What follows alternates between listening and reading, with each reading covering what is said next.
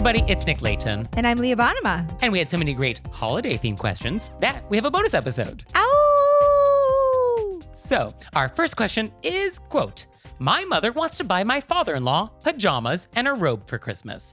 I suggested to her that pajamas are too intimate a gift and that it might make my husband's father uncomfortable to receive them from my mother, and that pajamas should be reserved for spouse to spouse or parent to child. My husband, whose father this is on the fence about this. If the roles were reversed and my father-in-law bought my mother a nightgown for Christmas, my mother admitted that she would be uncomfortable with this. Am I wrong to think that pajamas can be too intimate a gift sometimes? I think it really depends on the pajamas. Yeah, I mean, I think we can all agree that we want to avoid intimate apparel gifts maybe in this situation. Yeah, we don't want like a nightie. Yeah, I mean, pajamas are not a negligee. Yeah, like a two-piece set pajama, like a flannel pajama and like a thick, like a fun bathrobe, I feel is very... Right. I mean, I think if you're calling something jams, I don't think we are worried about something called jams being sexy, right? I just don't think anything sexy is called jams. I mean, I feel like that sums it up.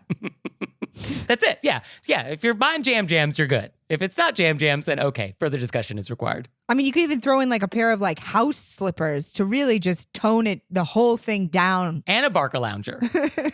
And I would say women wear pajamas too. Like, I don't know if nightgown is the equivalent gift in this scenario. No, it's definitely a two-piece. Yeah, I'm definitely picturing flannel. There's a pocket, there's the buttons, it's baggy. It's pajamas. Yeah, I'm picturing like night before Christmas all through the house, and then you have your sleeping wear on. You know what I mean? Yeah, it's that. It's like a flannel ensemble. It's all the grandparents in bed in Charlie and the Chocolate Factory. Yes. Yeah, it's that. Maybe you get a little hat to go with it. That'll really Oh, yeah, a little close it stocking out. cap, a little floppy thing. Sure, a little pom-pom. Yeah.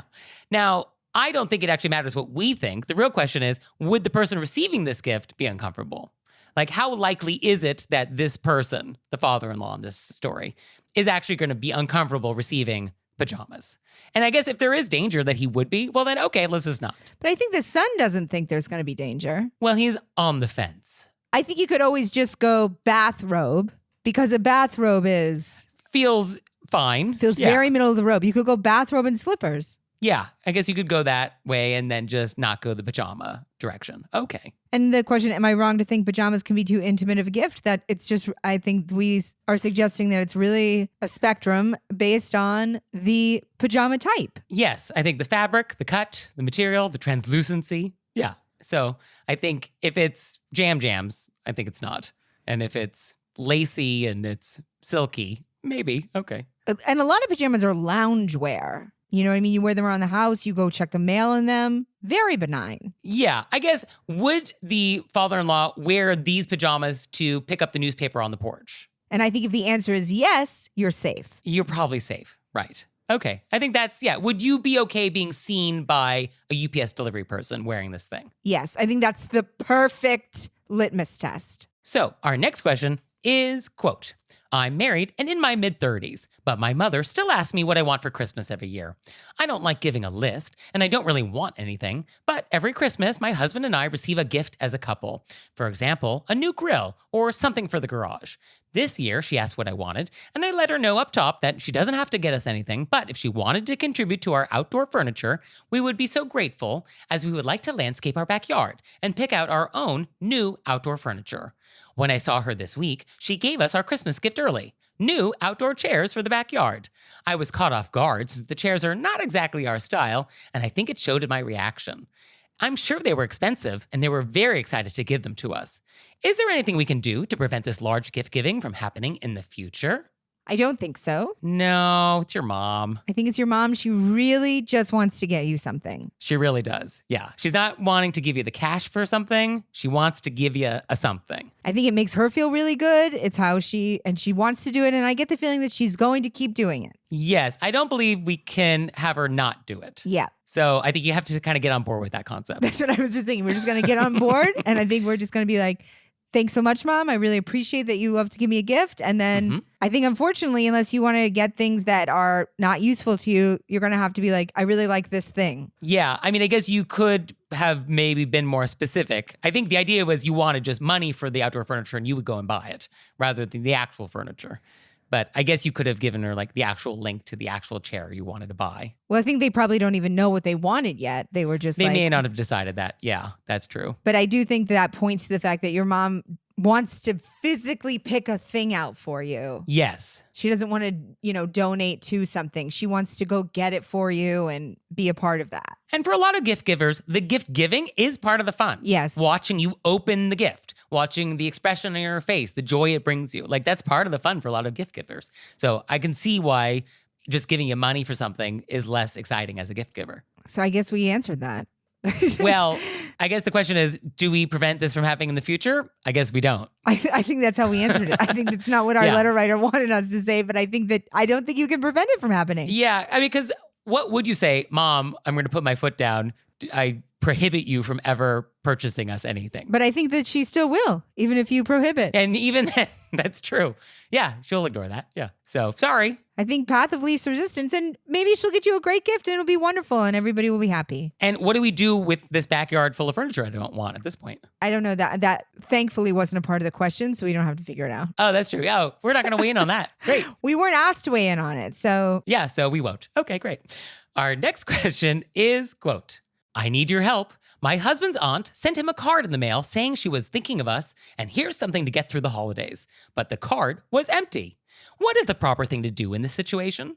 I feel like I'd want to know if I were in her shoes, but this aunt is a little quirky and is not doing amazing financially. So we don't want to be greedy. Help. I think we've discussed before that I think we should just take off how we feel about how the person who's giving us something is doing financially. I think that's not for us to think about. Not for us to decide. And you just have to trust that they gave you what they were comfortable with and you cannot second guess that. Yes. So to that, these questions are so good because these are the situations that really make me sweat in real life. You know what I mean? Well, right. Yeah. So I think you could say something like, got your card, loved it. Thank you so much. In the card, you say, here's something to get us through the holidays. I wasn't sure if you meant the card itself, which is fantastic, or if there was something else to be included because there wasn't a note inside. Yes, I think it's okay to clarify. But I also had that on my list is the card itself the thing that's supposed to help us through the holidays? Like, does the card have like a puppy with a Santa hat on it that is supposed to bring us joy? And is that enough to carry us through? Maybe. Yeah, I was like, is it a funny card? Is it a picture of a cute animal? That may have been what they meant. So then I thought it would be that way we could say there wasn't a note inside, as if maybe they were like writing you a poem or there was like something. Who knows what gets you through? Who knows what it could be? Very open. Right. So yeah, if you could ask the question in a way that doesn't make it sound like the card wasn't enough, then you're good. Yeah. And I think it's totally fine to ask that because I do think they would want to know if they. Yes. And I think that's a great point. If I were in their shoes, like that question is always a great question to ask when you're not sure what the right etiquette answer is like, oh, if this was reversed, how would I want this handled on the other side? And most times, yeah, that is the correct thing to do. So yeah, I would absolutely want to know if I forgot to include a check and a card and I really intended to give you money. Like, of course I wanted to get money. And I would rather you say something rather than not say something because you're trying to protect my feelings or you think I'm, having financial problems. Yeah, I think just say it in a fun way and then also be super gracious for the card. And in that, maybe the card they thought was like the pep talk. Right. Who knows? But you'll know if you ask. And now it's time for an intermezzo. Intermezzo. So I just want to remind everybody, please consider joining us on Patreon. We would love that. We would. Thank you. Thanks. So our next question is, quote. I feel like I actually have an answer right off the top for this one. Oh, okay. Oh, interesting. Right? Oh, right out of the gate. Okay. Right out of the gate. Because I just did something like this. Oh, it's ripped from the headlines. All right. Quote, my fiance and I have gotten Christmas gifts for our best friend couple. It's not unusual for us to exchange gifts with them, but it's not necessarily a holiday tradition between us. I think it would be polite to let them know we plan to give them presents so that they don't feel empty-handed if they would have otherwise reciprocated. And I would fully intend to let them know that reciprocation is not necessary. Is there a standard for letting people know you plan to give them a gift? Or should we just give them gifts without any warning? I hesitate to say something like, would you be interested in exchanging gifts this year? Because that seems more like we're looking for reciprocation than just letting them know or doing nothing. So what I did recently, Yeah. I got something for somebody. Uh-huh. I just wanted to give it to them. Okay. I didn't want anything in return, but I did want to give them the heads up. I said, hey, I have something for you. I'd love to drop off. Can I swing by, give it to you, and I'd love to catch up for a second. When's a good time? Boom. Yeah.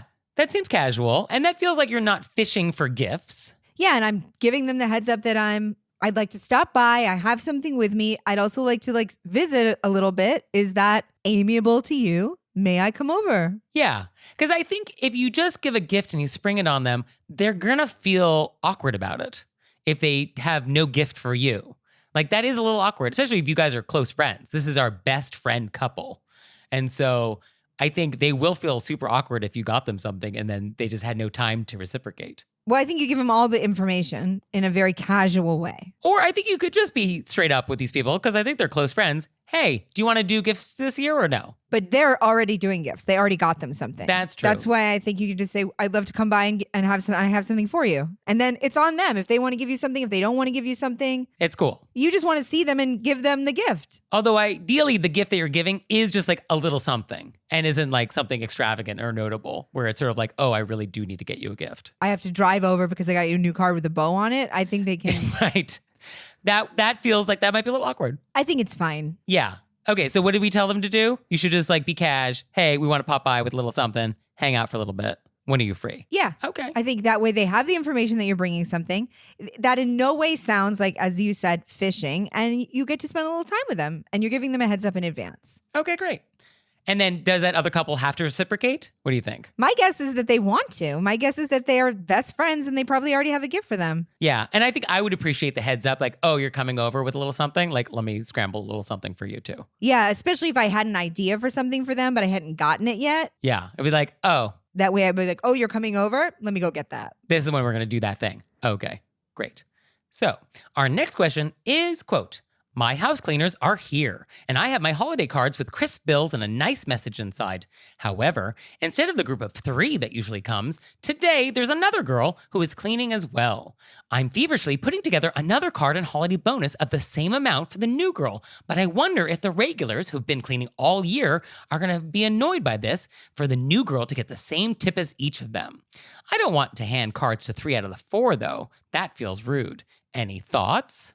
Such a great question. Yeah. I can also imagine myself in this situation flying into a full what should I do's. Yeah. The what should I do's, I'm going to call them. Okay. And I think that we don't tip the same as that we've tipped. No, definitely not. No. I mean, you can, but no. I don't even think we would, though, because I do think the other people will find out and then they'll be like. Yeah, I think their annoyance would be sort of noted. Yeah. So I think it's very nice of you. I don't even think you have to. But I think it's very nice of you. There's a new person. You grab a card. Lovely to meet you today. Wishing you, thanks for being here. Wishing you a happy holiday season. And a percentage of the tip, a little something. Yes. I mean, I think actually it's good to tip that extra person in general. Because one idea with the holiday tips is that instead of tipping our cleaning people all year long, we were just sort of waiting until the end of the year to do it. And so, hypothetically, we should have been tipping along the way, but we just don't. That's kind of what we do. Similar with doormen. I don't tip my doorman every time they open my door. I just wait until Christmas and we kind of do an annual tip that covers sort of everything you've done for me all year. So for the extra person that showed up today, you should tip her for her service today. So whatever dollar amount kind of makes sense for sort of today's service, that would be a perfectly fine dollar amount to use. I mean, did we get it? Yeah, I think that's the answer. One thing that I do, because sometimes this does happen, is that Starbucks actually sells gift cards that aren't loaded yet. and you can actually like load them electronically and you can like pick the dollar amount and it comes in like a gift cardy thing already. So I just have a stack of those ready to roll. And if I ever needed to just like get a gift card for somebody, I can just like load it at some amount and like, oh, here's a gift card. I have it for you. So I always have some of those available like for emergency use. Oh, Nick, phenomenal. Yeah. So I recommend that. But yeah, this is awkward, but I definitely wouldn't tip the same amount, but I would tip something. Yeah. Okay. And I think, like, as you said, I think a little gift card in there if somebody has a stack of gift cards, such as yourself. Yeah. I mean, I would say like, thanks so much for coming. It was nice meeting you today. Here's a Starbucks gift card. Have a great new year. Yeah. Yeah. Something like that. Okay. So our next question is, quote, I'm an art teacher in a big elementary school. Last week, I got 125 holiday gifts.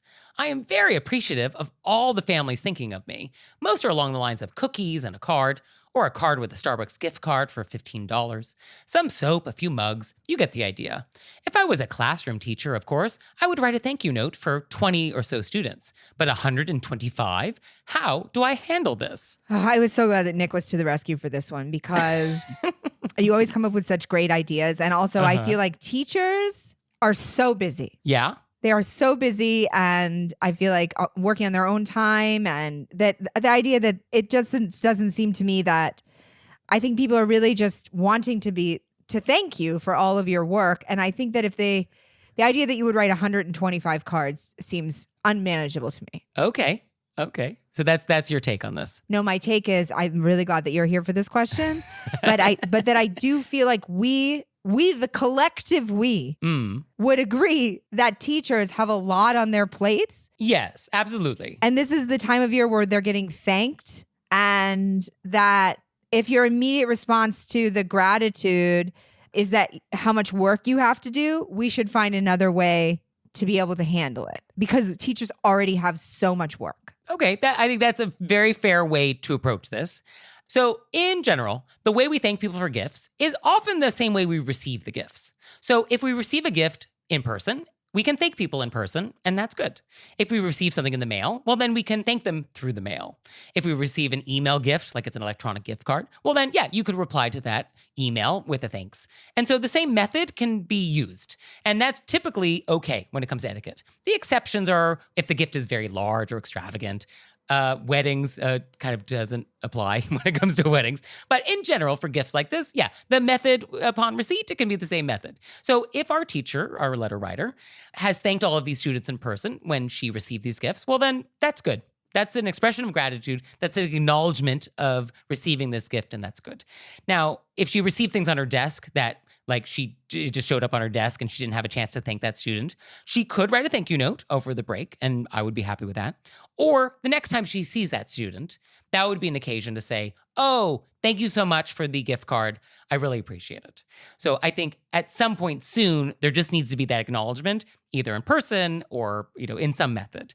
But if she doesn't have time or the bandwidth to write thank you notes, and I understand that, then the in-person thanks, I think, would be fine. I knew you would come in with that. But you can never go wrong with a handwritten thank you note. But I understand why that's not feasible. It's just 125. I think all the students and parents really want this teacher to be able to take their break. Yeah. And I think another etiquette principle that is sort of in play here is that you don't actually say thank you for a thank you.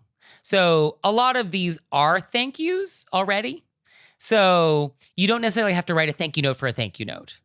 You do need to acknowledge it in some way, but you don't necessarily actually have to write a thank you note for a thank you note. And I imagine a lot of these gifts are really a thank you for the semester. Thank you for being our teacher. Thank you for being there. Thank you for your wisdom, your skill, whatever it is. So I think that's another etiquette principle that I think is maybe in play here as well. I think that's so astute. I think that's really in play. It's not like it's a birthday gift outside of, right. This is sort of the time of year where you thank your teachers and you, as you say, show appreciation. So it is already a thank you gift. Right. So you do need to acknowledge if somebody got you a gift card for something. They're like, oh, I did get the gift card. That was awesome. Thank you. But that acknowledgement can be in person. Like it can be in any method that you choose, as long as you do acknowledge it and you do appreciate it. Perfect. Oh my gosh, we solved all the holiday problems. And you know I love the holidays, Nick. I am aware of this, yes. And I want to wish all of our listeners an incredible holiday season. Whatever you celebrate, how you celebrate, if you celebrate, happy holidays. And if you have questions for us about anything, Let us know. You can let us know through our website, wereraisedbywolves.com, or you can leave us a voicemail or send us a text message, 267-CALL-RBW. And we'll see you next time. Bye. Bye.